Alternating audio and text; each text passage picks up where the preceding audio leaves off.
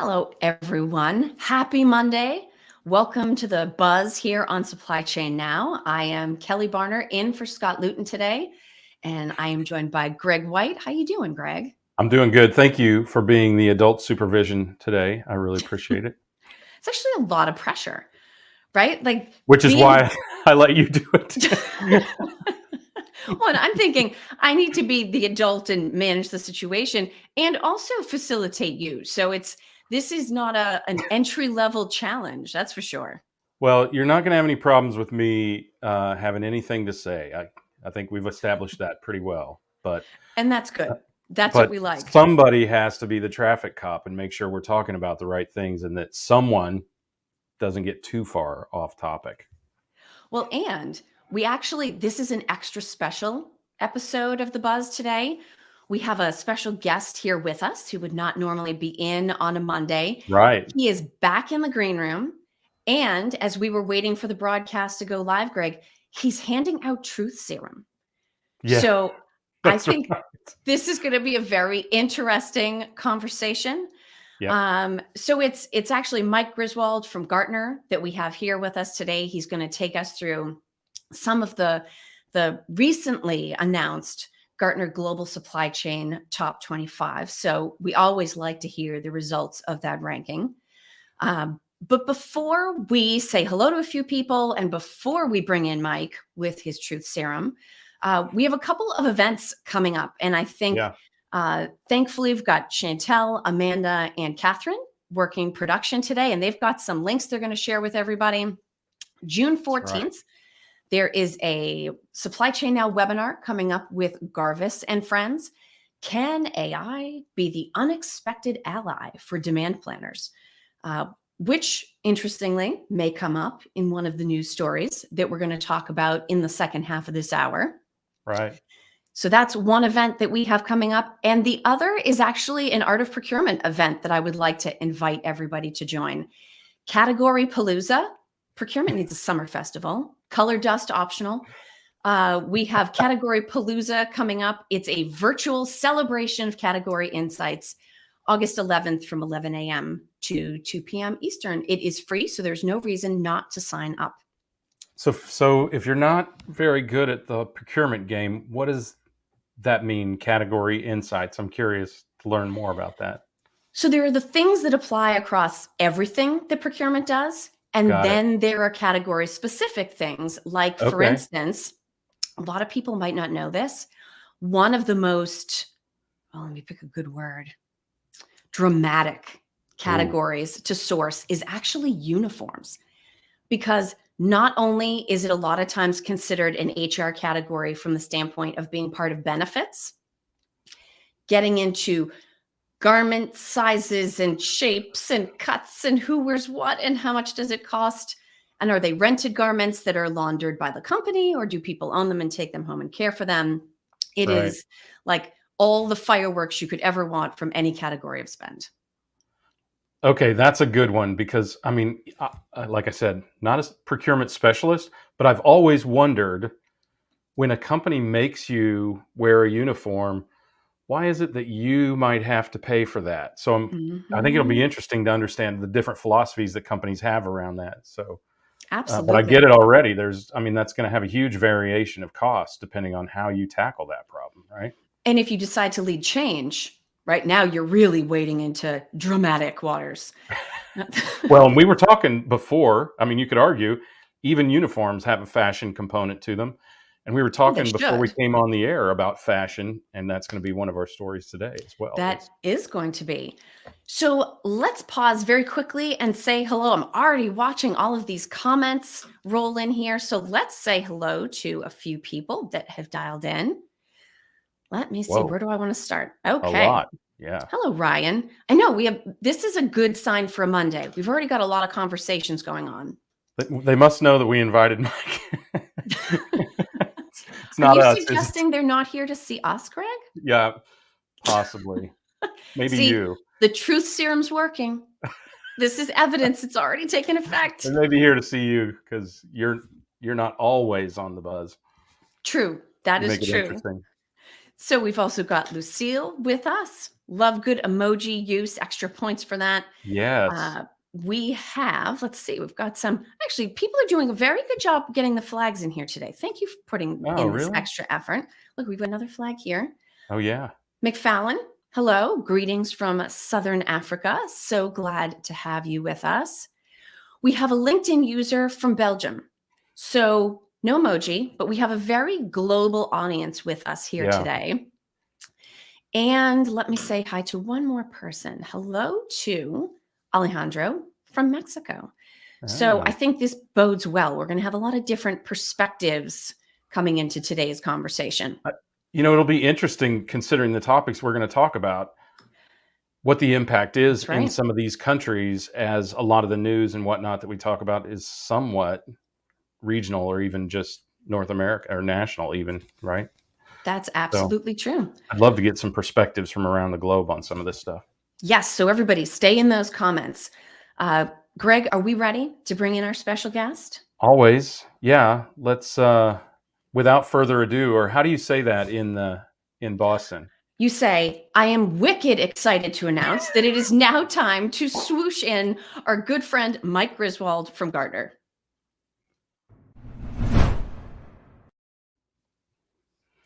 Hello, Mike. Wicked excited, Good morning. Mike. Wicked. Yes. I haven't heard that in years. Yes. Yes. You gotta come hang around with me more often. I don't know how wicked excited the Celtics fans are after they got drubbed yesterday, Ooh. but yeah. yes. And hopes are high. Yes. Well, yeah. And I think it will still go 7. I think the Warriors will prevail, but the Celtics are too good to not win, 3 of 7. And I really like the intro around uniforms, because the best thing about working from home is the uniform, right? Or lack thereof. True. Right. You and I perfect. did the we're wearing the pandemic uniform, a t-shirt, Yes. right? Yes. Yes. And you're both Kelly's wearing it so outclassed well. as usual. So, Mike, you were originally supposed to be with Supply Chain Now last week. Yes. I am a firm believer that there's no such thing as a coincidence, that everything happens for a reason, because now, as it turns out, you are here with us live on June 6th, 2022, which is the 78th anniversary of D-Day. And we know that you're a big military historian. Yes. If I could get away with it, I would take June 6th off every year as kind of a personal day. Yeah, to me it is probably, at least in my list, it's the number one event in the 20th century, closely followed by landing on the moon. If June 6th doesn't happen, chances are a whole lot of other things don't happen. And I don't want to say that we're not talking. Who knows what would have happened? But I think the complexion of the world would have looked a lot different, or looked differently than the way it looks today. Absolutely. Yeah. Unquestionably. And one of the things that I know will happen every June 6th, I know this is a very small thing, but for me, it's become sort of part of the tradition of the day, is that they always run a classic Charles Schulz, Snoopy, being part of storming the beaches on D-Day. And I knew that would be part of my newspaper experience this morning. You can count on Snoopy to always be there where we need him to be. But, seeing him come up through those hedgehogs embedded in the water on the beaches, it's tradition, right? It's now part of the day. And so it's always nice that we do continue to remember. And Scott actually shared some of his thoughts remembering, even though he's not with us here today. Yeah. I mean, if you ever want to get a pretty realistic perspective of what that was like, watch the opening sequence of Saving Private Ryan. Absolutely. It's very real. And it makes you keenly aware of what that sacrifice was. Yeah, I've been fortunate enough to have been to Omaha Beach twice, the American Cemetery twice. It puts everything into perspective, not only kind of the sacrifice of the 9,000 U.S. soldiers that are buried there, but just the physical layout of the beach, Omaha Beach in particular. If you get a chance to go up the beach to Utah Beach, to Point to Hawk, where the Rangers scaled a cliff to take out guns up top. It looks like the surface of the moon, the way it was bombarded before the Rangers scaled the cliff. I encourage anyone that has a chance, if you're in France, if you're in Europe, spend a day there, and it will put that whole day in perspective. Yeah, well said. And I think too, Okay. part of the, you talk about the landscape, Mike. I know in some of these sessions I've mentioned, we have a great museum about 15 minutes from where I live, the American Heritage Museum. They have a Higgins boat inside the museum. And of course, you can't Wow. go in it, but it's inside the building, and it's basically sitting on the ground. So you have sort of a sense of where the eye line of the soldiers in those Higgins boats would have been as they were pulling up to the beaches and as those landing doors opened for them to come running out. It's very striking to see the craft itself. Yeah, two places here in the States, if people have an interest in this as we're talking about it. The D-Day Museum in New Orleans, which is where the Higgins boats were actually manufactured, is a fantastic museum. There's a significant amount of information on D-Day itself, but about half the museum is dedicated to all the D-Days in the Pacific, which is another area that is probably not as well understood as it needs to be in terms of what happened in the Pacific, because there were multiple D-Days in 92, 93, and even early 94, and island hopping towards Japan that happened before Omaha Beach. And then if you're really interested in something kind of fascinating, there is a D-Day memorial in Bedford, Virginia. It's not the easiest place to get to, but the reason it's in Bedford is Bedford had the highest concentration of soldiers lost per capita. Oh, They had interesting. they had a National Guard unit that was in the very first wave on Omaha. They lost something like 19 of 21 kids. I mean, Wow. these they were kids. I think the oldest was 21. There were three brothers. If there's a book called The Bedford Boys, I highly encourage people to read that. It's about this town and how this town over the course of 3 days kept getting telegram after telegram after telegram of the people that were lost in that opening wave. Hmm. So we're glad that you are here with us to remember today, Mike, this June 6th and all others. You're sort of the perfect guest to be joining Right. Greg and I on the No buzz doubt. today. On two fronts. Yeah. Literally, Exactly. right? The other front, of course, being that we are eager to hear your thoughts about Sure. this year's supply chain top 25.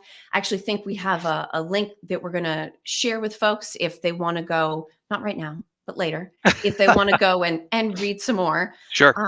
But Mike, maybe give us a quick rundown of the overall how things turned out this year.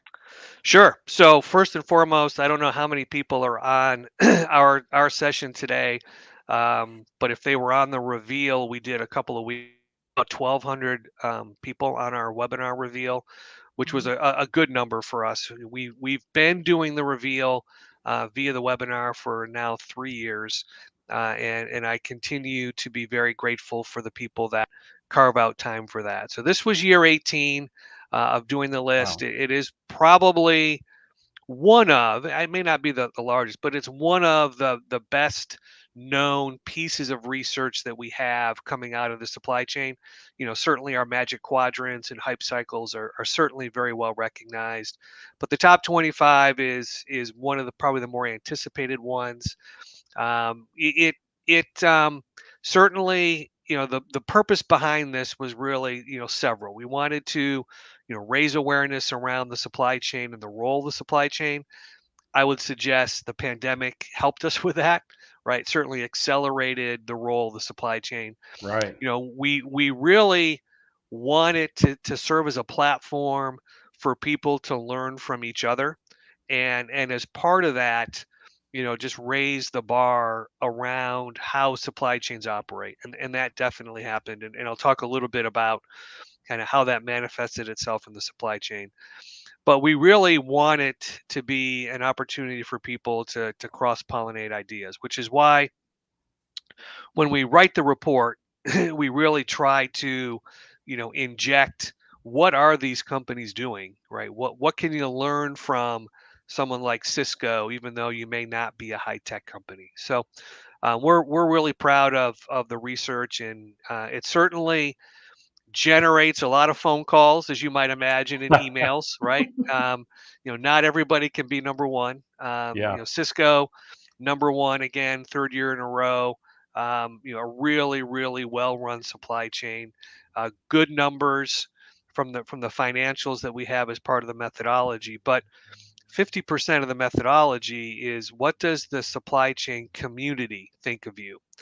That 50% is equally divided between the analyst community. The Gartner analysts have a vote, and then the peer community, could be many of people that are joining us today, have an opportunity to weigh in on who do they think have the best supply chains in the world. And it's important for companies to the degree that they can, that they share what they're doing.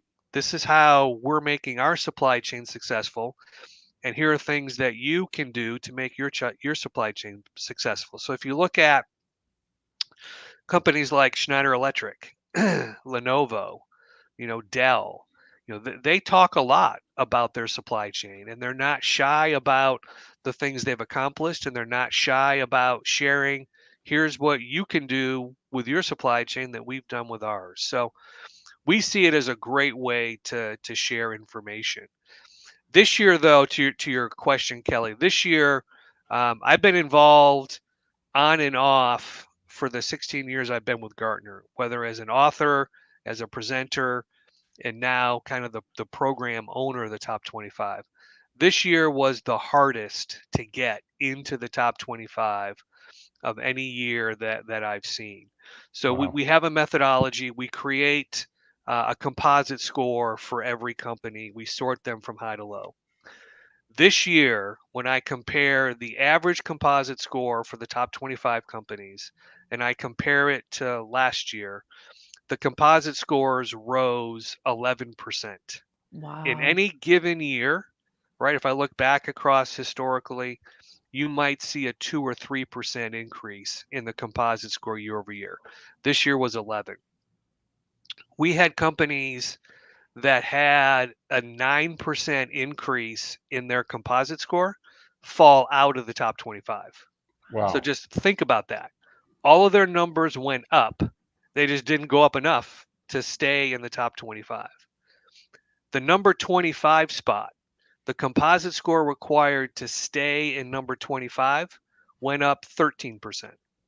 So part of our mission to get people's supply chains to get better and to raise the bar has certainly happened. And we saw significant increases in the financials, whether that's return on physical assets. We saw companies get much better than that. I know you're going to talk about inventory a little bit later. We saw inventory turns, another one of our measures, go up. So it was just a lot harder to get into the top 25 this year, which makes, I think, this year's list even just a little bit more special in terms of how hard it was to get in. Last thing is, we had 3 new companies. We had Siemens, we had AstraZeneca, and then we had, which I know raised some eyebrows and will continue to generate phone calls and emails. We had Microsoft land at number 10. A lot of folks, I think, are not familiar with some of the supply chain stories that Microsoft has, right? We think of Hello, them, yeah, Xbox. yeah, think of them as Xbox. We think of Right. them as Office, Right. but they're doing a lot of really sophisticated things on the demand side. In the global note, we talk about their ability to navigate not only a pandemic, but a chip shortage, and navigate it fairly well. So it's interesting. Every year we do get some new entrants. Had Microsoft landing in, and then where they landed, Right. I think is a testament to not only how we're thinking about what does a supply chain look and feel like. It's starting to look differently, but also just getting some new faces in there. Mm. So, Mike, let me hold you there for a second. Greg, Sure. I'm curious to get your thoughts around, Mike certainly talked about how hard it was to get into the top 25 this year and the improvements that were necessary to rank. Any thoughts about what the fact that some companies were in fact capable of hitting those improvements and performing at that level, what that does for sort of supply chain as a whole, that the bar is that high? Yeah, I think it goes to the recognition not only of the consumer but also of these gigantic companies that supply chain matters. I mean, Microsoft didn't squeak their toe in the door. They came crashing through the door like an episode of Seinfeld and landed at number 10. So, this you have to make incredible improvements. If a 9% increase in your score didn't even allow you to stay in the top 25, imagine what kind of improvements companies like Microsoft and AstraZeneca must have made to get into the top 25 and to get deep into the top 25. So I continue to go back to this, and that is this recognition of supply chain and procurement that the pandemic has wrought. Right? I mean, I still marvel at the fact that when I say supply chain, people, their eyes get big and they nod their head instead of slowly turning towards the bar and walking away. By the way, I'm just happy to be anywhere where there are people and a bar these days. So still reveling in that. But I think that's, that goes to that esteem level and that recognition level that we have always sought.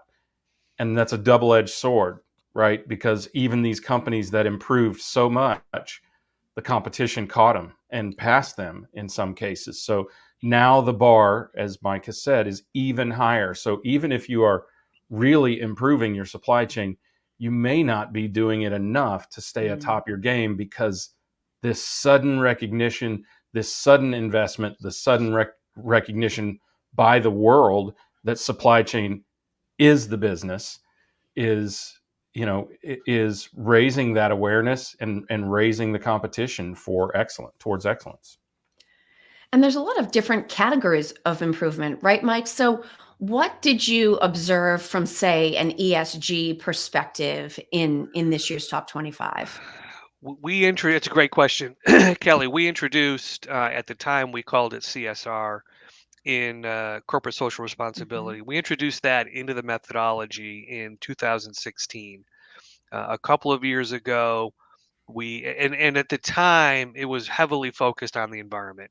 So things around the UN Global Compact, Dow Jones Sustainability Index, Carbon Disclosure Program, things around carbon, water, and forests.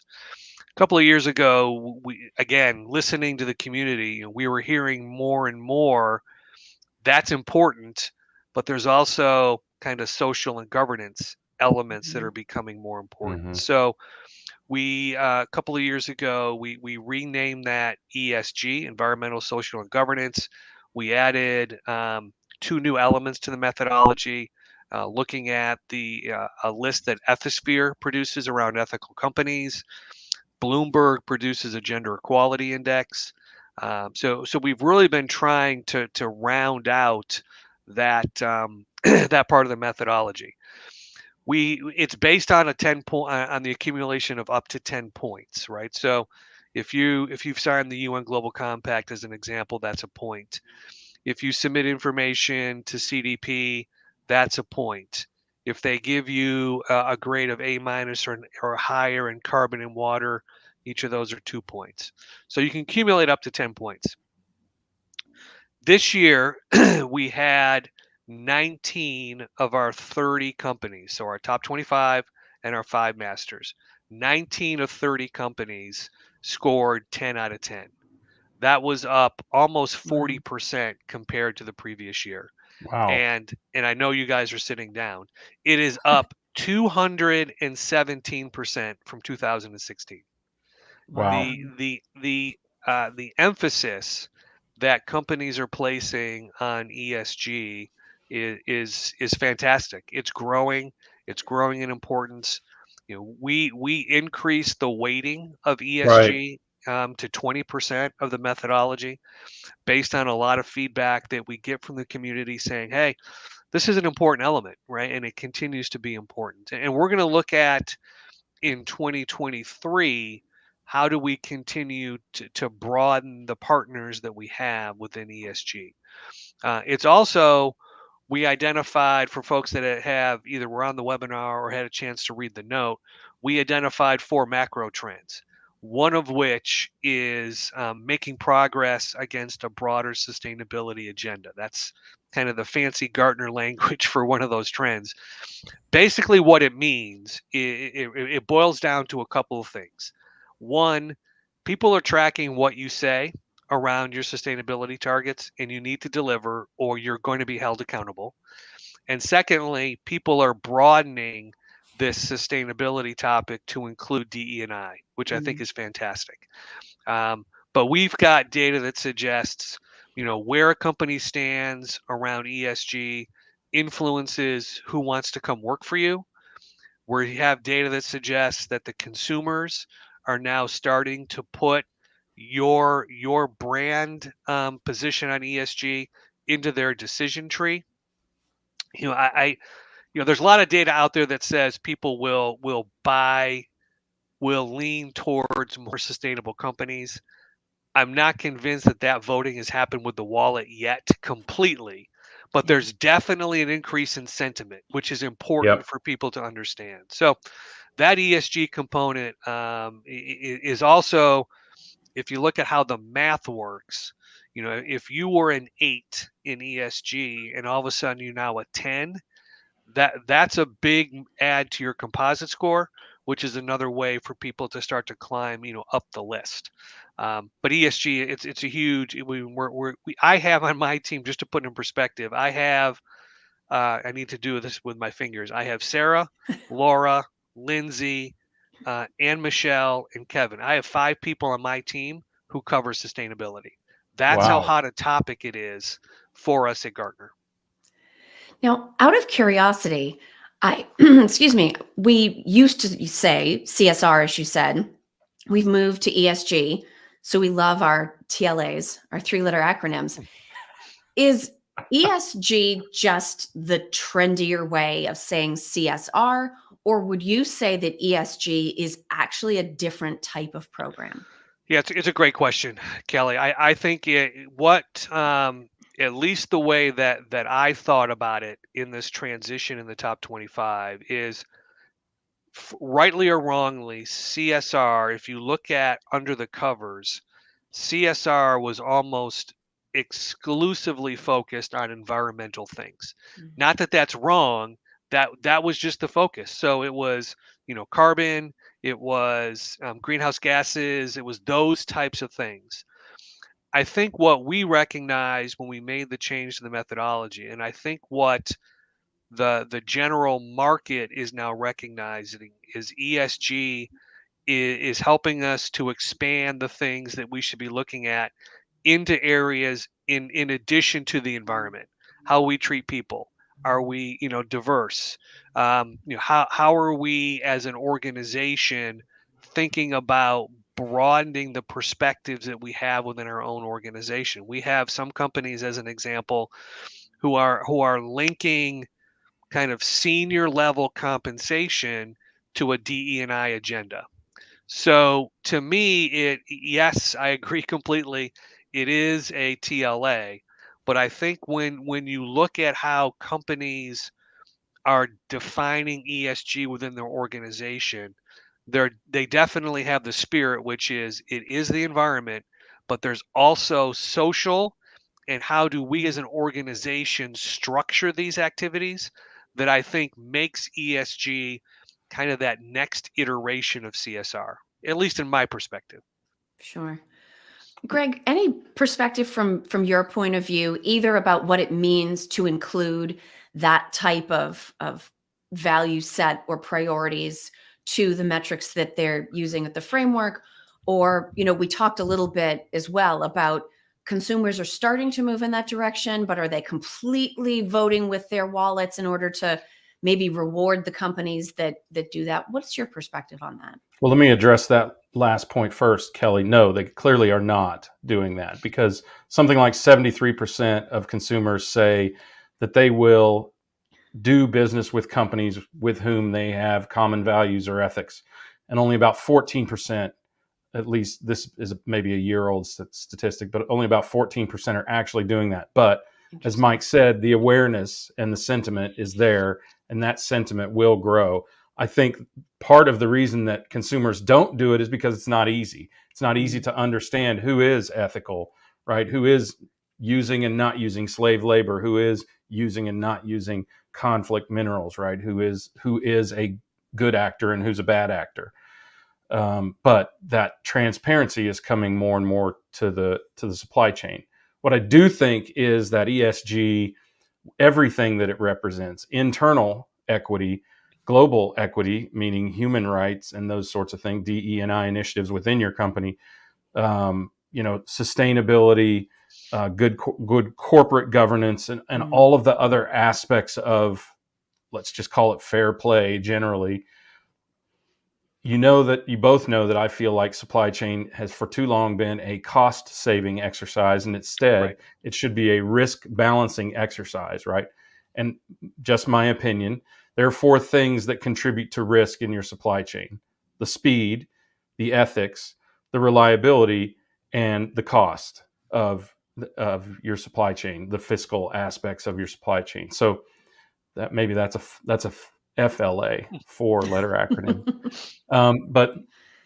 But ethics are a critical part of it, because those create risks in your marketplace. Unless you're De Beers, who gets away literally with murder over and over again, if you have bad actors, or you are a bad actor in the industry, that has the potential to tank your brand esteem as it's discovered. And as we know, supply chain is one of the greatest contributors to all of those kind of things, or participants, I should say. I'm not certain it's contributor, but things like sustainability and human rights and fair trade, and even impacted by things like political unrest and impacting those things as well. So I think it is, in my opinion, one of the 4 cornerstones of supply chain. It just has not been specifically recognized as such.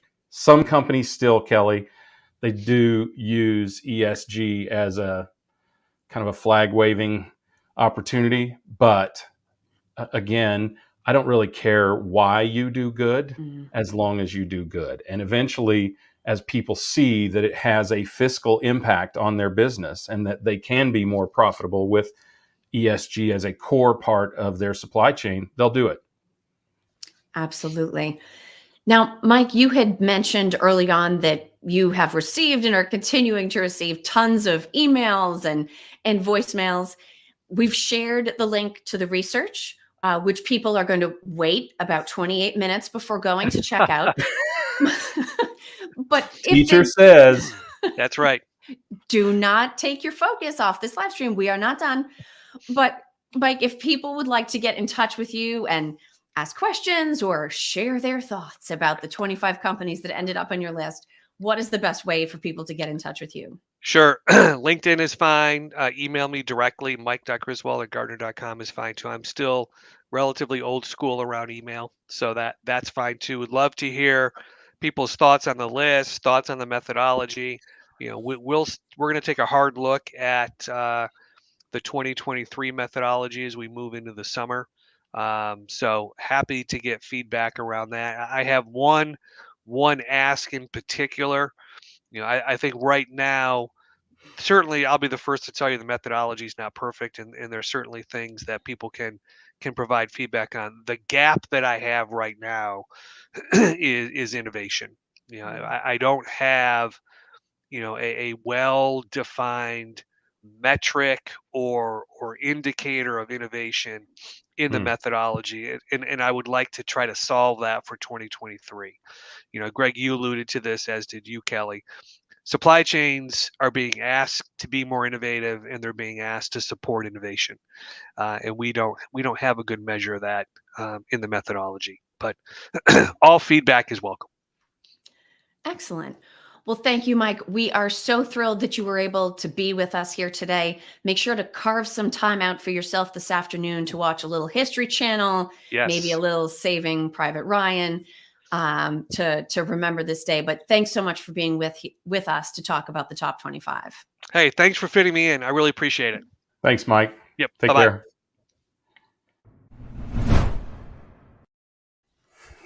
Weren't we so good to fit Mike in? Fit Mike in. That is an incredibly humble dude. We right? will take Mike We'll anytime. fit Mike Griswold. And the people that are watching are absolutely as enthusiastic about this as we are. Dr. Ronza Bompenza Zimmerman, we totally agree. The progress Yeah. made year over year, and the fact that Mike is not content with the framework as it is. He issued that challenge, trying to find a way not just to capture innovation, but I think the challenge is the measurement that goes with it. Even the difference between CSR and ESG, this is my non-Gartner explanation. I would say CSR was very huggy fuzzy and sort of feel good, whereas ESG is very metric driven because a lot of it has come from regulation. So not easy what these guys are trying to achieve with this ranking. I think it's to be expected from Mike. I mean, I've known Mike for a long time, and he was a practitioner, right? He didn't come out of school with an MBA and say, I'm going to analyze technology in the supply chain realm, right? He did it first. So he knows what's practical. I can assure you, as a supply chain technology solutions provider, he's tough to impress. He really is, because he can ask really tough questions about, can you solve this? And he is constantly trying to push the initiative forward. Two particular analysts at Gartner, he and Tom Enright, both practitioners, have that ability to kind of challenge you as either a practitioner or a solutions provider to be real, right? Mm-hmm. There's no fluff when talking to these guys. And I think that really, really comes through his ability to both use his experience, which is substantial, but also to be open to innovation. And you can see the pain that it causes him, as we were talking about. We were talking about how retail has or hasn't come forward before the show. He really has a unique ability to use that experience and forget that experience and realize that innovation could trump that experience going forward. Absolutely.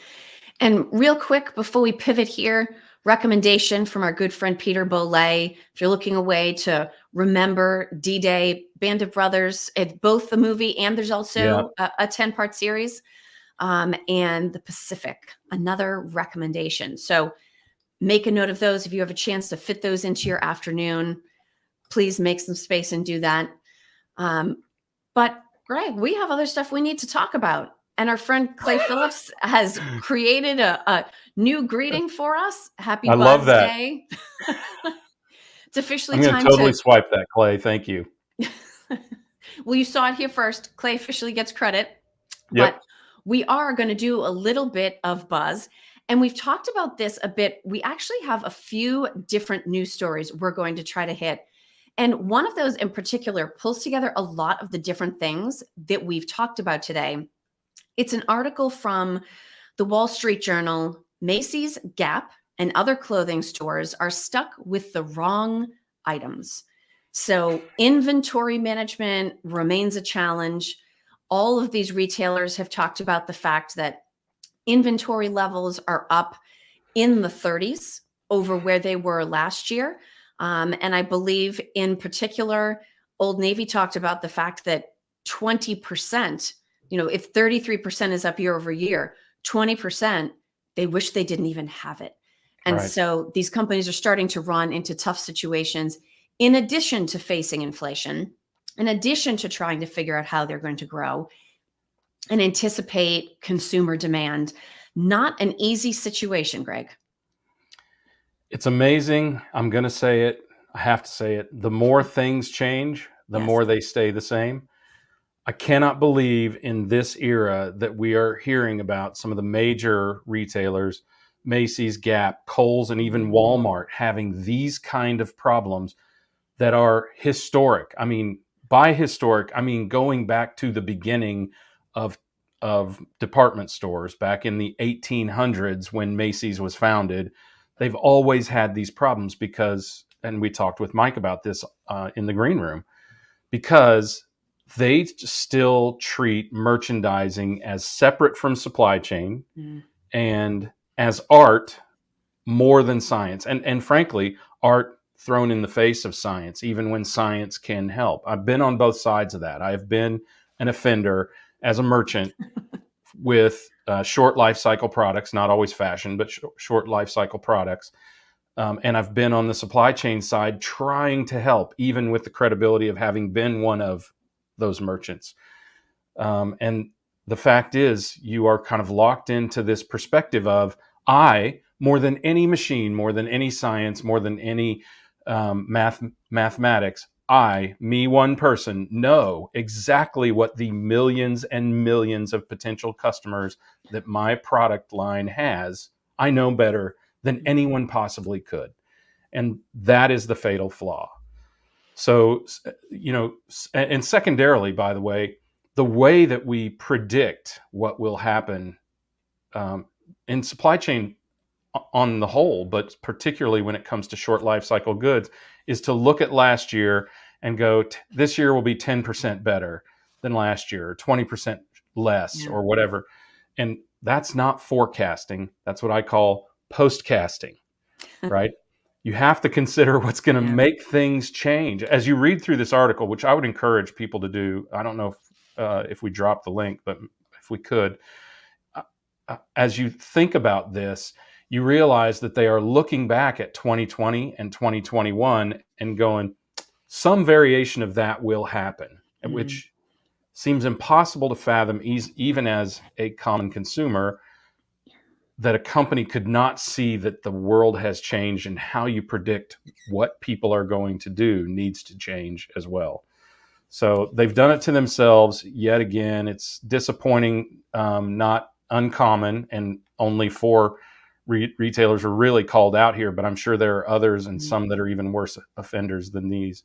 But it really goes to the point, Kelly, that we need to change how we predict and what we predict in supply chain.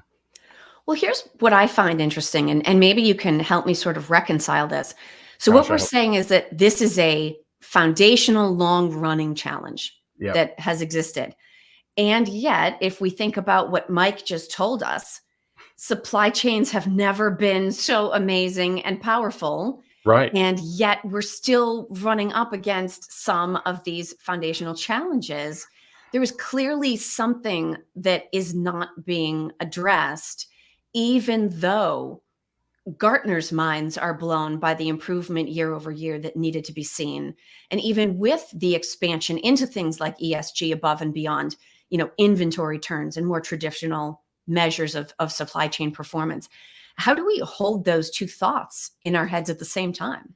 Because in a lot of cases, we're coming from a place where performance was so atrocious in the past that it can only improve by leaps and bounds, right? Small companies grow by small dollars, but large percentages, right? And it's remarkably similar with supply chains in certain areas. And again, I don't know who might be listening that's not that familiar with supply chain, but supply chain is a really broad term. Yeah. And the way that you manage, for instance, fast-moving consumer goods or perishable products is a whole lot different than how you handle short life cycle, short season, and fashion products.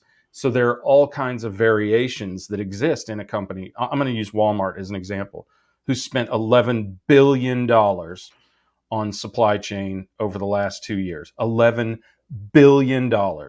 And their inventory is up 33% over last year.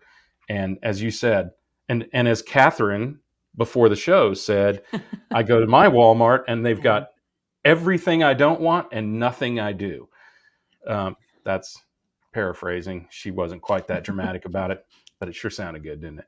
But anyway, but I think lots of consumers can relate to that. It feels like they don't have anything that you want, and they've got all this junk. And a lot of that junk is, it's yoga pants and sweats and t-shirts. I wore this t-shirt to honor the whatever you want to call it, misforecasting, I think is what the term they use in the article, misforecasting of some of these retailers. But that's the reason, is because so many supply chains have been so bad in the past, and they can go up by big percentages. The other is that some have really, really made a significant initiative, not necessarily to spend money, but to really, really improve.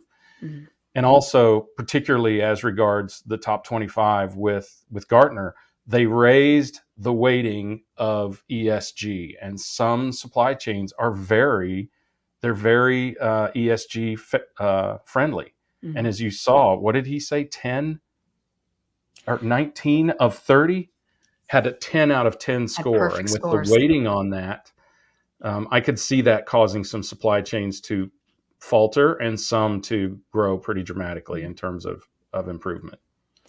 And given the tie into this specific article, I would be completely not doing my job if I didn't shamelessly plug one of my most recent episodes of Dial P for Procurement here on Supply Chain Now, because on top of the complexity of the supply chain and garments getting stuck leaving Thailand and things not getting unloaded off of container ships and fickle consumer demand, Old Navy managed to look at this complicated situation and double it and make it more complicated by changing the way they manage women's clothing sizes.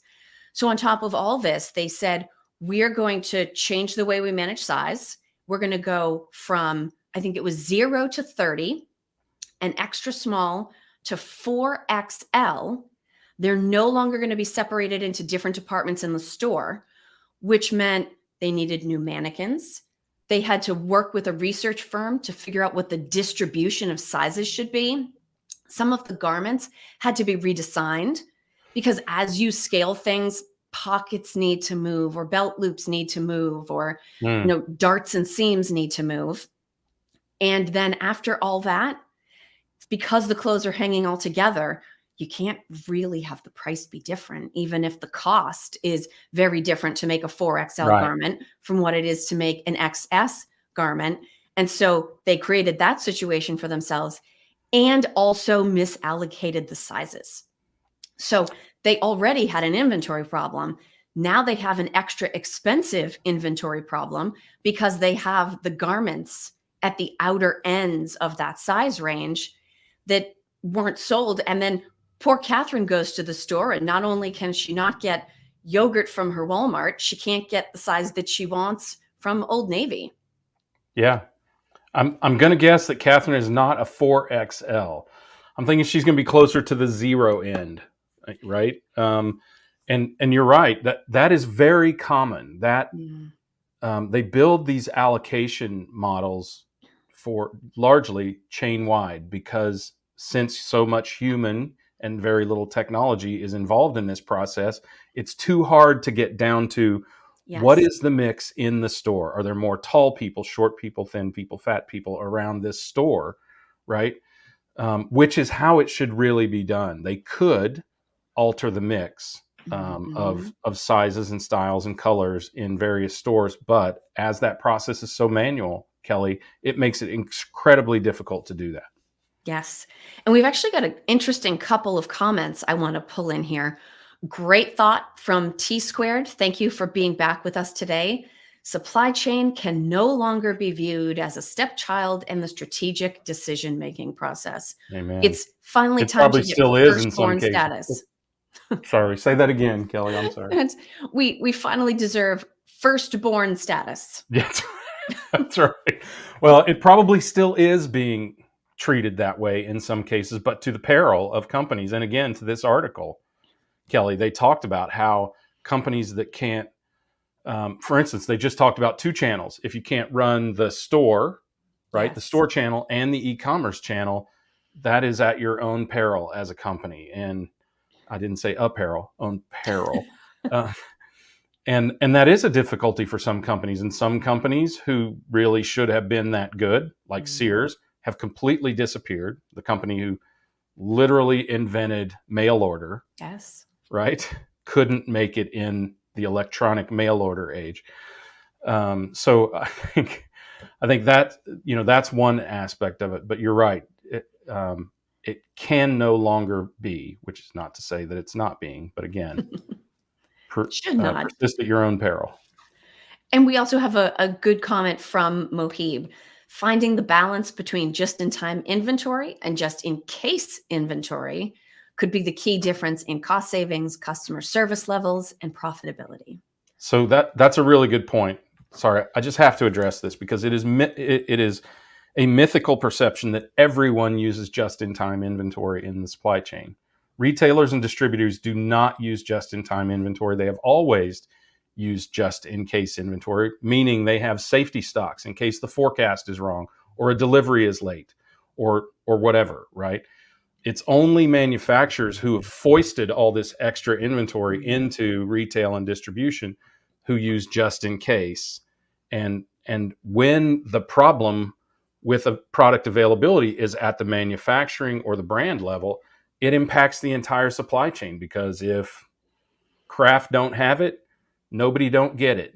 So I think that it's important to understand that, because retailers and distributors have long borne the burden of extra inventory that manufacturers don't. Yeah. Now, as we move on to our next story that we're going to discuss, I had also shared recently that business is my favorite sport. So if I have to pick a traditional sport, I love NASCAR.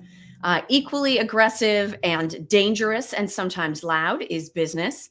And so I have been following all of the developments of our friend Elon Musk attempting to take Twitter private. Right. And we quietly passed a very interesting milestone on Friday. A lot of the different publications had a very quick story acknowledging that we had passed the milestone. And that was that the 30-day review period where the FTC or DOJ could stop the acquisition for the sake of antitrust, that window has now closed. Yeah. And it was unlikely, Tesla doesn't play in the media space, and, SpaceX as well. So there wasn't a lot of concern riding on the antitrust reason for stopping the acquisition. Mm-hmm. But I am fascinated watching this deal go forward. And I suspect, Greg, I'll be interested to get your thoughts on this. I suspect that there's sort of two processes being run in parallel. There's the process that's marching its way slowly forward towards approval. We've got shareholder approval coming up soon. And then there's sort of the public PR war, where we hear the deal is paused. We hear that there's upset about how many real or fake accounts there are on Twitter. But financing is still being aligned. And so we sort of have this perception publicly based on statements that is it going to happen? But quietly behind the scenes, we're plugging forward. Do you have any gut on whether this deal is going to go through? Is there going to be a surprise between now and, say, October, November, when it could be finalized? Well, a shareholder would be a complete idiot not to approve this at this point, because the company's market cap is only $30 billion, and they're being offered almost 50% more than that. Yeah. Right? They're being offered $1.50 for $1 worth of stock. So they'd be insane not to take it. I think the question in the balance is, regardless of all the noise that's made around this about what Elon Musk should or shouldn't own, and I mean, by the way, I'm barely on Twitter. For any of you who follow me, I post a few articles a week on there, and maybe make a Go Chiefs comment every once in a while. Or rip to certain important actors who may pass away. Good fellas. But I think that what we could see is Elon Musk change his mind. I mean, now he is paying $44 billion for a $30 billion company. And, he may change his offer. He's hinted at that in the past. and he'd certainly be justified in doing so. That would kind of restart the whole process. But I've been through this process. It doesn't go to the FTC for potential approval until the deal is effectively done. So this deal is effectively done. In fact, I've talked to accountants about this, about when you book the deal. Is it when the offer is accepted and the paperwork is signed, or is it when the FTC approves the deal and the money changes hands? And that's literally, at this point, all that has to happen is for the money to change hands. I'm not even sure, now that the FTC has missed, or that window of denial has expired, I'm not even sure what options Elon Musk has. For the rest of us who aren't billionaires, we can't just hire $100 million worth of attorneys to do this. But the presumption is that this deal is done. So just from a purely fiscal and at least surface level legal standpoint. And this will shock you, Greg. I also am not a billionaire. So for me, your office sure looks nicer than mine. we put on the airs of being billionaires, right? But don't have the actual money to throw around. This situation strikes me when one of my kids makes a mistake. I will say to the other two, this is a free lesson for you, because you didn't have to make the mistake to learn the lesson. And I'm certainly not saying this is a mistake, but I think this story, with all of the attention and coverage that it's garnering, is an opportunity for all of us not billionaires to watch how the process works and learn from it. And to your point, there's, where are we really in the process? And then there's looking at it from the other perspective. Can it be stopped at this point? I think that's a different way of looking at it. But I find this fascinating. I think this is, Mike teased when he joined us in the green room. No, the Boston Celtics are not raging their way through this round that they're playing in. But this has sort of all the drama and the nail biters and the excitement that I think any sporting event does. So I'm personally enjoying watching it. We're all in the cheap seats on this one, as Scott would say. Yeah. I think, look, compared to Elon Musk's seat, everyone is in the cheap seats, right? It's like the luxury box encompasses the entire field, and the rest of us are standing outside at the tailgate watching this happen. And probably most of us know about as much about it from that, as if we were from that standpoint. So it is fascinating to watch. I can't argue. I think Peter said something about how it could be argued there's some stock price manipulation going on here. We'll pull that up. I can't argue that could be the case. I know that the SEC routinely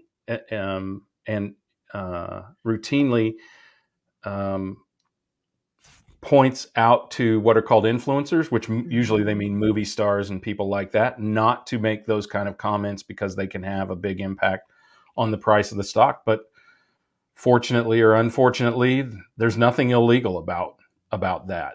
And the truth is, he may be uncovering some truths in a company it is very rare for a $44 billion offer to be on the table and a $30 billion market cap to be existent in any way. The price should be hovering right around that $44 billion level. So if I was a gambling man, which I'm not, I might throw a few bucks at Twitter stock, but anything could happen.